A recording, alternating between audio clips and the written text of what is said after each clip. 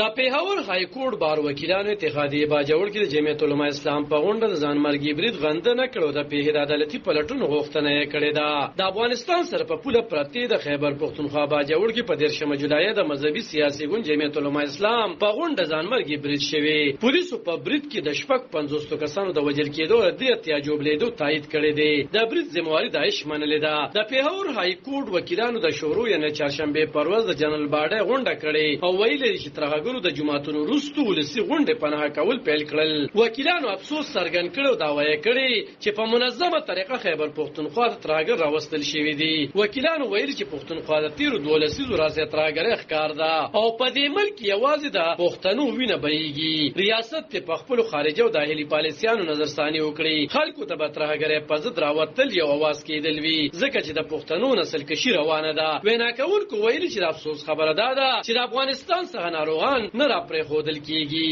خو ترغاګر راځي دوی د پاکستان بار کونسل نه په دغه لړ کې د کردار دا کول غوښتنه هم کړې ده د پیښور های کورټ بار په خواني جنرال سیکریټري محمد ایاز خان په خبرو کې وویل چې دوی د وکیلانو غونډه را بللې چې د پښتونخوا د راتلونکي وخت د پاره مشوره او تګلار وړاندې کړي هغه وویل چې دوی به د خپل واکدارانو پوښتنه کوي چې ترغاګر مها ولې نه نسی او خودکش د کوم خوان راځي د دې پلټنې پکار دي د وکیلانو په غونډه کې قرارداد منظور کړی شوی او په قرارداد کې د قامي ډایلاګ په جوړولو ټینګار شوی دی په سیاسي ګوندونو غږ شوی چې یو شی او د ترغاګر په ضد خپل کردار ادا کړي او ترغاګر په ضد چې کوم کاروي کیږي هغه د عام کړی شي په قرارداد کې ویل شوی چې د نخمه مای د پیغو د پاره چې کوم اقدامات شوی دغه ډول اقدامات ترغاګر د خاتمې د پاره خاموشي باجوړ کې جمعیت العلماء اسلام ډلې په غونډه د ځانمرګي برید وروسته د یاد مذهبي سیاسي ډلې مشر مولانا فضل الرحمن ویلي چې په باجوړ کې شوی ځانمرګي برید یوازې د جمعیت العلماء اسلام په کار کوونکو نه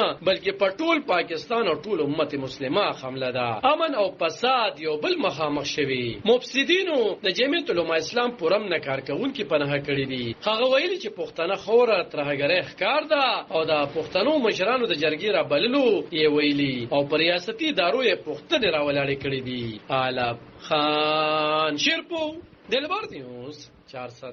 دا پیښور